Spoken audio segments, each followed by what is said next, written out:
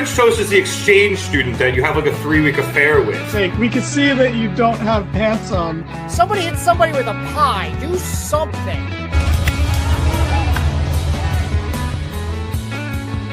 Giovanni yelling we're out of time as we go off the air. Giovanni yelling a lot of things tonight. And welcome to the Mark It Down podcast. Hello, everybody, and welcome to the Mark It Down podcast. My name is James Gisanti, and we are here on a Thursday night, so you know what that means. We are in the Gym Pack Zone, where we cover all things TNA and Impact. The show just keeps on going. The things that I keep saying just keep on happening. We are in the midst of this TNA NXT mix them up, mash them up. You know, the worlds have collided, the realms have merged, and for better or for worse, they are highlighting each other's talents. This last Tuesday on NXT, we saw a WWE return. Yeah, someone we haven't seen in a WWE ring in a very long time. Fandango. Yep, JDC of the system in TNA returned to WWE as Fandango before identifying himself as JDC and as a member of the system. As he confronted Lexis King. They will go head-to-head next week on NXT for the Heritage Cup. Look, okay.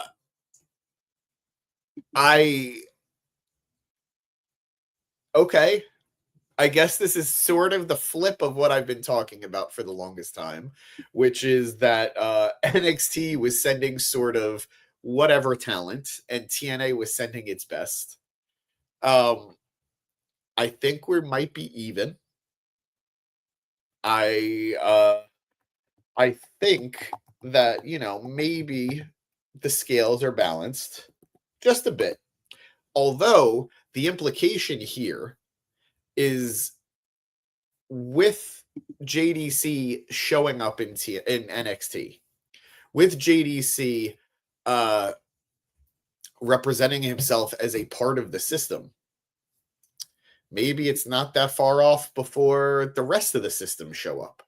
Maybe it's not that far off before Moose, the X Division champion, shows up in NXT in a WWE ring. Ooh, cats are going crazy. My bad, guys. But yeah, a lot to think about there. Obviously, there was an NXT presence on TNA show tonight, on Impact tonight, but I needed to get through what had happened on Tuesday because, boy, oh boy, did I not see that coming. But going to the top of the show, we are greeted by our TNA World Champion, Royal Rumble contestant, Joe Hendry. Now, guys, I spoke at length about how I felt about Joe Hendry's appearance in the Royal Rumble this last weekend for the WWE. It is a blessing that he got to show up for Joe Hendry, who has been pushing himself and advocating for himself and going after every opportunity possible.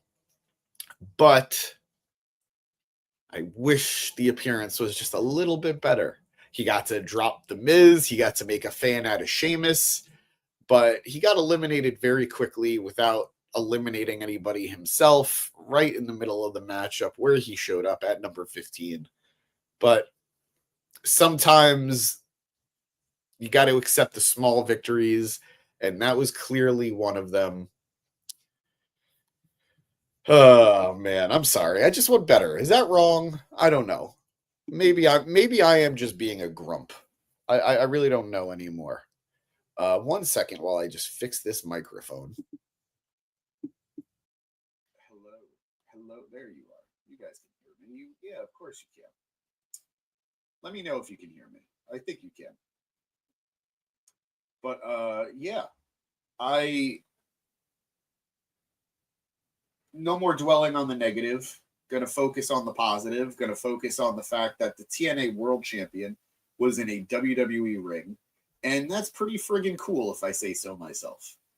So, just positives, baby. Just positives. Well, back to tonight's show. TNA World Champion Joe Hendry promised us a concert last week, and he delivered this week.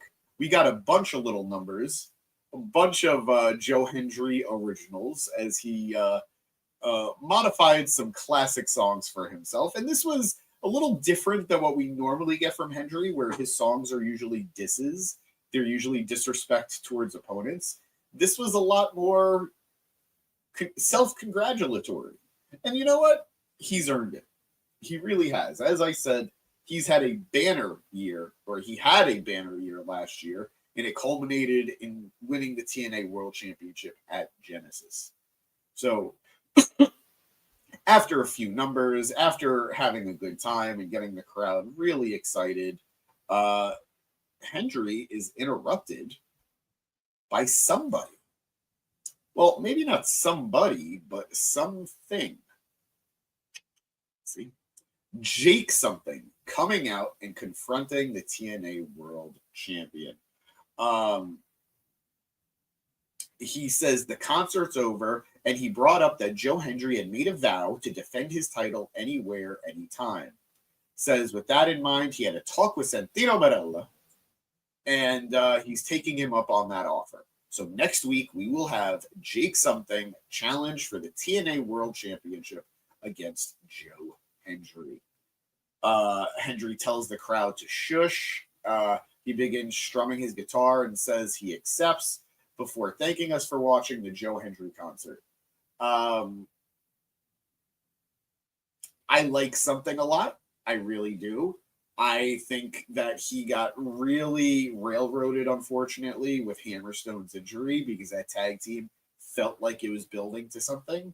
And I don't know why, but it just really feels like TNA doesn't know what to do with something. Now, granted, I'm saying this as he's getting a TNA World Championship shot next week on TV. That's great.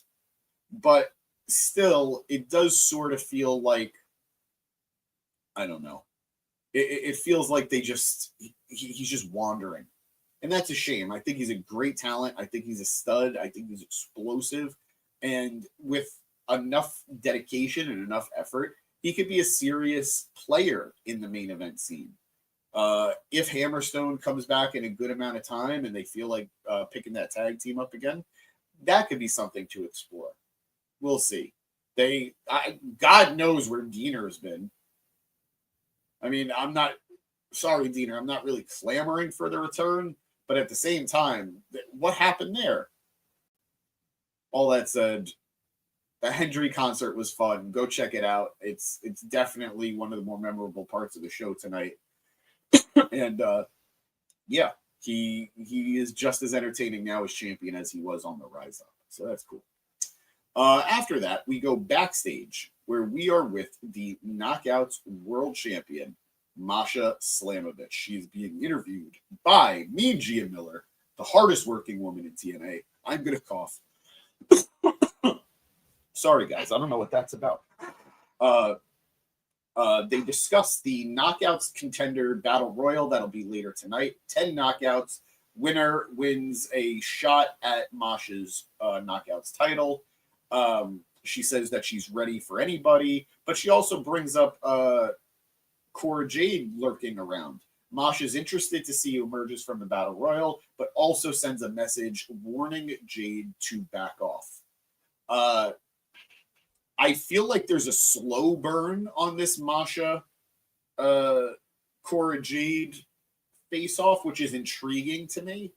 It's giving me a little bit of hope that Masha might actually win, because I think Cora is going to be feuding with somebody else first and win that feud. And then winning that feud will still give her a little bit of credibility going against the champion, ultimately losing in the long run. Not complaining at the thought of that. I've made it clear I wouldn't mind Cora as TNA Knockouts champion, but not at the expense of this this still developing run for Masha. We'll see. After that, we finally get in the ring for a match as Ace Austin took on Tyson DuPont. Tyson, who is an associate of Wes Lee from NXT. This is an NXT TNA match. I'm really, really intrigued with what they're doing with Ace because, first, it should be acknowledged anytime there is a TNA versus NXT matchup or there's any WWE influence with TNA, whoever the TNA stars are that are involved in those scenarios are worth watching, are worth looking at. We saw it with Jordan Grace, who is now a WWE superstar. We're seeing it with Joe Hendry, who the writing is on the wall. We see that more than likely he's going to go to WWE. So Ace feels like somebody that could potentially go there. I feel like he would thrive under Shawn Michaels in NXT. I feel like Shawn would really make the most of him. But I know he re-signed earlier last year, so I think he's got at least another 2 years on his contract. Time will tell on that one, but it was cool to see him in this position. Now, I'm not super familiar with Tyson DuPont. Tyson, again, being an associate of Wes Lee. He's a big boy.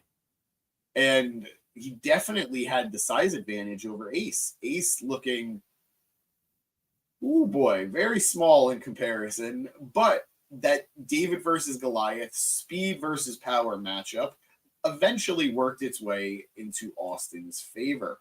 This was a fun matchup. I thought Austin did pretty well overcoming the big man, all the heavy offense from Tyson. There was a big pop-up power slam in the middle of the match. And again, Tyson just looks like a monster in comparison to Austin. The end of the match coming with Ace hitting the fold onto Tyson, getting the 1-2-3. And it was an impressive fold, by the way. It was like it had some stank on it. He gets the 1-2-3, and before he could celebrate, he is jumped by Wes Lee and Tyreek, who's also an associate of Wes Lee's and is part of that little trio from NXT. As the beatdown is continuing, once again, second week in a row, the Rascals come out to make the save for Ace Austin, this time coming out with chairs to even the odds, sending Wes, Tyson, and Tyreek running. We're going to get that trios match, and it's going to feel super weird, but super awesome at the same time. Again, I spoke about it. Ace Austin teaming up with the Rascals feels a little surreal, but also very earned, considering the rivalry that they've had in TNA, along with Chris Bay, Finesse baby.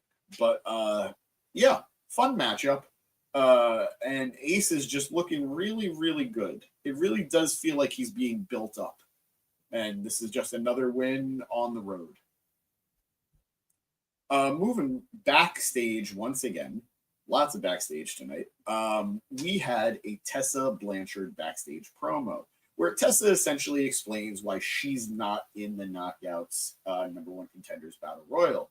She makes it clear that she had no interest in competing. She's not having 9 other people gunning for her, and she answers to no one, and each and every one of those women aren't going to mess with her because they can't. She walks off to end the promo, and it was a good promo. I hate to admit it, but it was a good promo. She's got an attitude to her, obviously. She's got a ferocity to her, and she's got an air of superiority that she can back up. So, good promo and good explanation as to why she wasn't in this matchup. That matchup being next, as we do go to the knockout. Oh, no, there was a brief promo package before it. There was a digital media championship promo package as Steph DeLander and Mance Warner basically have this vignette just explaining that, yes, they did obtain the TNA Digital Media Championship in the divorce from PCO, and that they are the digital media champion. Nance has a warning for Sami Callihan. He says, "Let me preach to you." LA Knight might have a word for you. I don't know, but we'll see. But yeah, that's a storyline that's still going on. But yeah, now we're back in the Impact Zone, and now we're having that Knockouts #1 Contenders Battle Royal. We had the usual suspects, or a few of the usual suspects. We had Ash by Elegance, Heather by Elegance, Spitfire, so Danny Luna and Jody Threat. We had Tasha Steeles. We had Alicia Edwards. We had an NWA appearance, co-owner of NWA. I guess I'm not sure if it's just a branch, but it's Jazz. Yeah, Legend Jazz, ECW star, WWE star, Jazz. Wasn't expecting to see her. I thought that was really cool. And, you know, by all accounts, good for her. So, yeah, Spitfire, Tasha Steeles, Ash by Elegance, Heather by Elegance, Jazz, Zaya Brookside, Savannah Evans. I feel like I'm missing. I know I'm missing 2 people, but I can't think of who it was. Regardless, I'm sure I'll get to it as I'm talking about everything, but I guess I'm not forgetting too much because the winners of the match. But Cora Jade was at ringside. Sorry, as you hear my dog in the background. Cora Jade was at ringside delivering commentary with Hannah Finn and Ray Wald, and she's pretty funny. She, again, big leaguing TNA, saying she shouldn't have to compete with these women for the world title shot. It just should be hers. She's too good to be fighting in this battle royal. And I don't know that I agree, but at the same time, Rosemary was another one. There you go. I don't know why I was struggling with this. I'm so sorry, guys. But we saw some interesting things happen in this match. Obviously, we saw the Knockouts Tag Team Championship rivalry continue, as we saw the Elegances and Spitfire go back and forth, just messing with each other, eliminating each other. The big surprise being that Alicia eliminated Tasha Steeles behind her back. Like, she betrayed her former tag team partner. And I shouldn't be surprised. It is Alicia Edwards, but something to talk about for later, and something that just pretty interesting.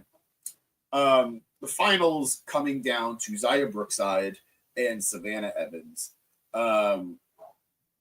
As Zaya is fighting her way back up and getting to the top, Cora Jade leaves the commentary booth and tries to knock her off and out of the floor to eliminate her. This distraction allows Savannah to recover and hoist Zaya over the ropes onto the apron.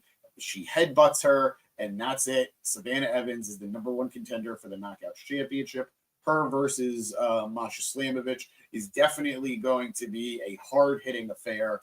Very excited for that matchup. And this is what I was talking about. I think we're going to get Cora versus Zaya for a little bit. I think she's going to go over Zaya, and that's going to allow her to have the momentum to go after Masha and the Knockouts title. Interesting developments all around, but very, very cool. Moving forward, we then go after a commercial break. We come back, and it is the Northern Armory in the ring. The new Northern Armory, as Eric Young leads his 2 new disciples, Travis Williams and Judas Icarus, to the ring. Young is definitely on a power trip. He says that Canadians have always been calling the shots and running things in TNA. He mentions a litany of TNA Canadian wrestlers. And then he says that he himself is above everyone in TNA. He's above even the World Championship, and that the Northern Armory are running the place. He says in his first action, he removed Josh Alexander forever. As he's continuing, he's cut off by his former friend, maybe, Steve Macklin, who comes down to confront him. He says that this was worth saving, meaning Icarus and Williams. He says if this was the plan all along, he asks why didn't he just tell him that? Why didn't Eric tell Steve that? Because he knows Steve doesn't open up to a lot of people. He doesn't trust a lot of people, but he opened up to Eric. He trusted Eric. He says he's the first person in 4 years he's put his trust in. He went to war with them for Eric, meaning the Northern Armory. And now he's going to wash his hands of it and just act like the last 6 months didn't happen, he wonders. Macklin tells Eric that he crossed the line, and he says as long as he's with the Northern Armory, he will not be with them. As he's walking off, Josh Alexander's theme hits. Both men sort of have a stare down on the ramp before Macklin leaves, and Josh enters the ring. He asks Eric how he could claim that he got rid of Alexander for good when he's standing there right now. He says that, yes, it's true. His time at TNA is ending soon, but he loves this place, even if people don't believe him. He says maybe he'll show up at everyone just one more time. He says he went to Santino Marella and he agreed that next week he will walk in the ramp for TNA one last time for one last match.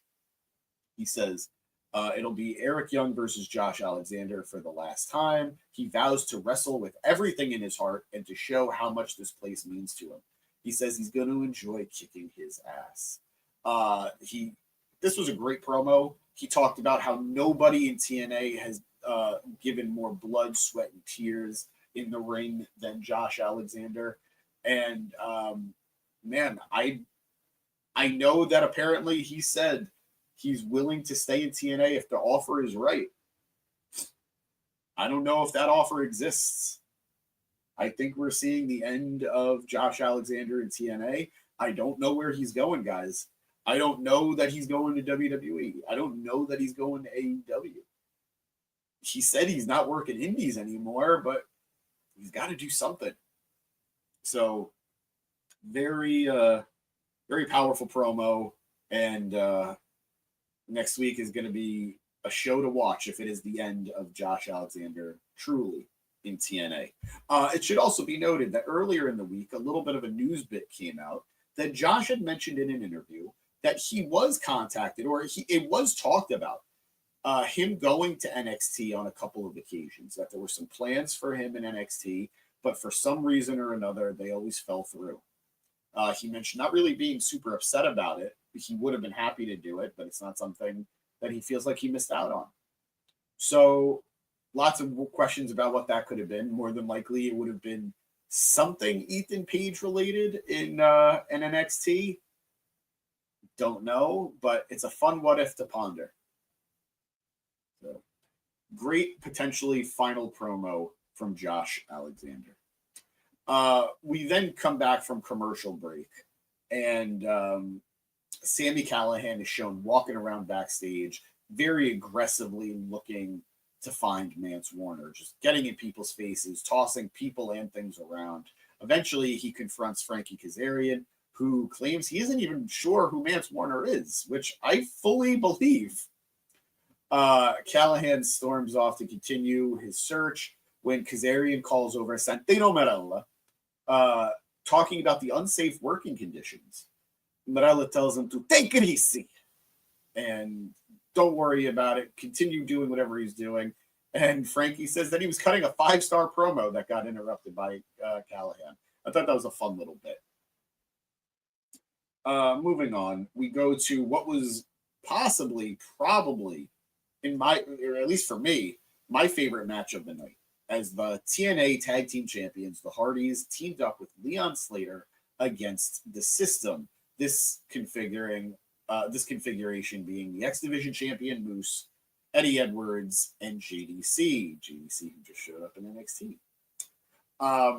I've talked about in the past that sometimes TNA just has these random multi-person matches just to throw as many people in the ring as possible. Many people on TV as possible, as much star power as possible. And arguably, this could have been it. But honestly, it worked. I talked about it last week. It feels like the Hardys teaming up with Leon Slater feels like it could be a good fit for at least a recurring thing. Leon Slater has made his finisher a 450 swanton, which my brain is still processing how a human being can do that in the air. But he does it in homage of Jeff Hardy. And his style beautifully complemented the TNA Tag Team Champions, the Hardys. And I had a lot of fun with this. The high flying was great. The tag team action was great. They came out all wearing face paint, Jeff having a full face, Matt having one side, and Leon having another side. I thought that was really cool. The crowd was obviously eating up the Hardys. They were eating up Slater. Slater, who is just, I don't know how to describe him. This guy is just bouncing. He's flying in the air. His moveset, I don't want to overhype it. It defies gravity just a little bit. Eventually, the finish coming after a lot of back and forth explosive action. The Hardys hit a pair of plot twists, which is one of their new tag team finishes, where it's Jeff hitting a sit out twist of fate into a neck breaker from Matt. They then allow Slater to hit the big move. He hits the 450 swanton bomb, and then Jeff follows it up with the actual swanton bomb, getting the win. 1, 2, 3. The tag team champions and their potential new protege, Leon Slater, get the big win. I'm telling you, I don't think Slater should beat Moose for the X Division Championship right now, but I wouldn't be opposed to him being the guy down the road. He just reeks of X Division, and I say that as the biggest compliment I can offer. After this matchup, we go backstage with Mustafa Ali. Ali, ooh, we got a comment here. Let's see. Hi, buddy. Mustafa Ali is walking the halls of the Impact Zone. He's walking backstage when he runs into the Good Hands, John Schuyler and Jason Hotch, who are arguing for some reason. Hotch says that he's been around a long time and Schuyler should listen to him. And Schuyler says it doesn't matter how long he's been around. He's sick of listening to him. Ali tells them that he's sick of all the fighting around here. And he tells them that right now they may be good hands, but he feels they could be great hands. He also had a really cliche, silly line of, when we're all yelling at one another, that means nobody's listening. Really corny, really cliche, but totally works for this Mustafa Ali character. As Ali continues walking, he sees Tasha Steelz seated, very upset, head in hands, distraught. He sits down next to her and really shows a lot of sympathy, a lot of empathy, but at the same time, it definitely felt, maybe I'm reading too much into it, but it felt very manipulative. It felt very insincere. And it felt like he was just trying to lure her to his cause, to his campaign. He says that he's so sick and tired of her constantly putting her heart and soul out there, only to have her heart broken and her soul stomped on. It's just not right. It shouldn't keep happening, he says. And that, he's feeling for how she's hurting after Alicia betrayed her in the battle room. He then convinces her to leave with him. And maybe this is going to be a growing stable. Maybe it'll be Mustafa Ali and the Good Hands. Well, maybe the Great Hands. And Tasha Steelz. He already has a willing follower, apparently, in Matt Cardona, who's always ready. And that is the result of what happened last week between Santana and Mustafa's backstage interaction, where Mike Santana wanted a fight, and Ali provided one in the form of always ready Matt Cardona. Now, guys, I'll be honest with you. This match was whatever in the first half, but picked up in the back half. Cardona looking pretty swole, baby. Looking pretty jacked. There was, it was a little slow starting, but then the action really did pick up. A lot of back and forth in the back half, and a lot of counters. Eventually, after going back and forth and just both men trying to get the lead. Santana hits a buckle bomb into a frog splash. It's been a frog splash. I mean, I know that they're catering to Texas and Eddie Guerrero, Texas boy, but was pretty surprised to see the frog splash. And he then hits the spin the block for the 1-2-3, getting the win over Cardona. I don't know what Cardona's deal is with TNA right now. I don't think he's signed. And it's been very directionless since the PCO stuff and the Steph DeLander stuff just fell off because of the Landers injury. So don't know where that's going, but we're here. I will say, having seen Santana and Cardona wrestle before live at House of Glory, I'd say that match was just a little bit better than this one. But still, some good stuff here. After this match, we go to the main event. Yeah, wow, we're zooming by tonight. As the NXT Tag Team Championships are on the line as Fraxiom, NXT's Nathan Frazier and Axiom, defended their titles against the Nemeth brothers, Ryan Nemeth and his big brother, Nick Nemeth. The highlight of this match, and I feel bad saying it, the highlight of this match was Ariana Grace being on commentary. She is as funny as her father, or she will be as funny as her father, Santino Marella. And she's got very good timing.